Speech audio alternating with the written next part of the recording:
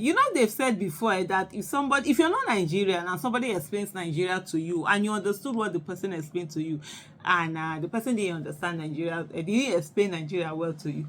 Because Nigeria is the kind of place where certain things are happening and you're wondering, where truth is actually stranger than fiction in Nigeria. Because the unbelievable things that you will see, even you'll be shooked. You'll be like, what? Everything is drama. Nigeria should be on Netflix. At least let's be using it. All these shenanigans happening in Nigeria, let's be using it to generate funds. As it is right now, we are just constantly wasting all the content creation that we create in Nigeria every day. Even if we don't put it on Netflix, let's put it on YouTube. You know, I mean, I just want content creators to just be carrying another day in Nigeria. Just put the thing out there, what has happened, the drama, the whatever, is just absolutely crazy. This one, MC Oluomo.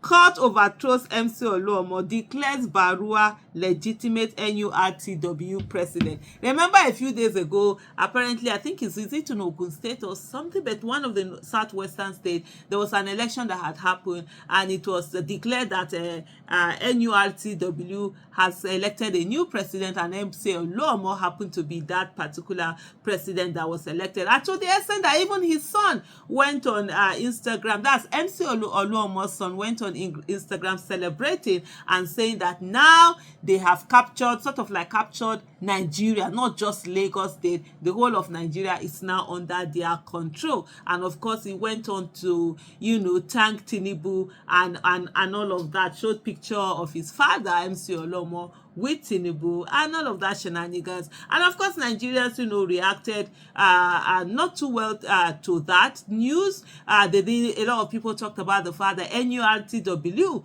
was also one of the organizations or association that is used to carry election materials, sensitive election materials during election. That issue had happened before, where INEC had come out to deny that particular thing, but then of course it was mentioned again that they are the ones in conjunction with other organizations. So all of that drama going, and then you're wondering, like the next thing we are seeing, that court overthrows MC Oluomo and declares someone else. So probably there was someone else who was president, and then they were tussle and they went anyway.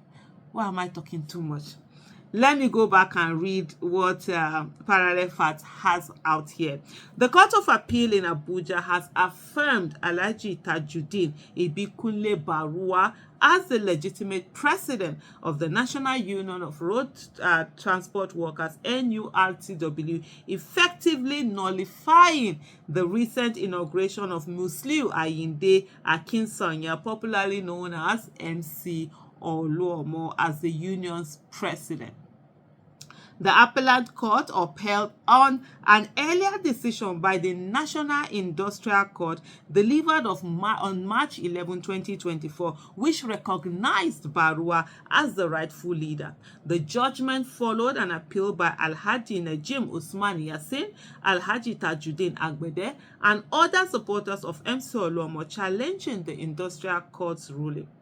A three-member panel of justices, including Hamma Akawu Barka, Nnamdi Dimgba, and Asma Ojo Lakpe Akambi, dismissed the appeal, stating that it lacked merit. The court reaffirmed Barua's election as NURTW's president and directed the appellants to pay 100,000 naira in damages to the respondents. 100,000 naira, what would that even do? The ruling solidifies Barua's leadership of the union amidst ongoing dispute over its presidency. So that's where Parallel Facts have this report. So the first thing I'm thinking about is the fact that, so there was some court judgment that was going on, and then they were doing election. They didn't stay on the matter. The status quo wasn't maintained. They went on to do election, and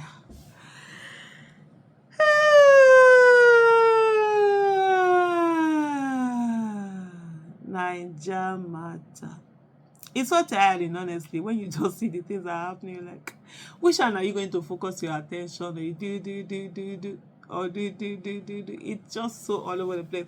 Even the courts myself, I'm beginning to even feel tired on behalf of the courts. They have to entertain all sorts of issues, non-issues, real issues, issues that shouldn't be. There should be an election. Everybody will see this is an election, this is what is voted for. And I think to an extent there's an abuse of the judicial system also. And it's also come to the fact that the judges, the judiciary itself has not put itself in a place where it cannot be insulted, it cannot be denigrated, it cannot be used anyhow, it cannot be used as a weapon of oppression and suppression on other people. Because if it had, a lot of the cases that actually go to them shouldn't be going to them, because at the end of the day there's so many more important cases that need to be tackled. You know, you're going all the way to appeal court to have all of this thing.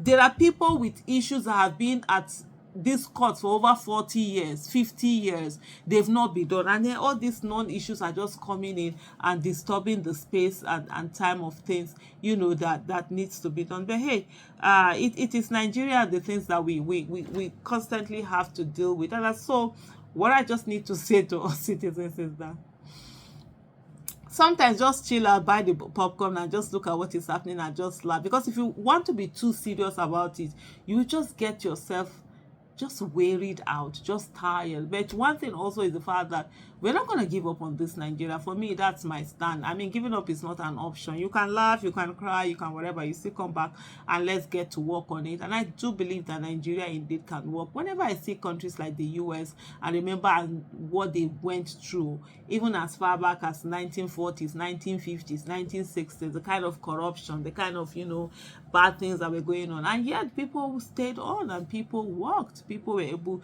you know, to change the system and get it to what they have today. We also can do it. It's just about all citizens folding our hands. It's not about that prayer. Please drop that prayer one side. Use our brain. God gave us brain. Prayers are meant for things that we cannot do anything about it.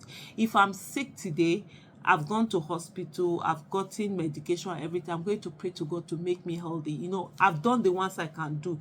The real health, make me healthy, it's God. But I cannot sit here and be praying to God to bring a jollof rice in front of me. That's foolishness, because God has given me hands and legs and whatever to go and cook jollof rice, buy jollof rice, beg for jollof rice, ask someone for jollof rice, even ask you to be me jollof rice. So why am I sitting down and telling God and praying to God to give me jollof rice that He has given me the brain and capacity for me to get to myself? So it's the same thing.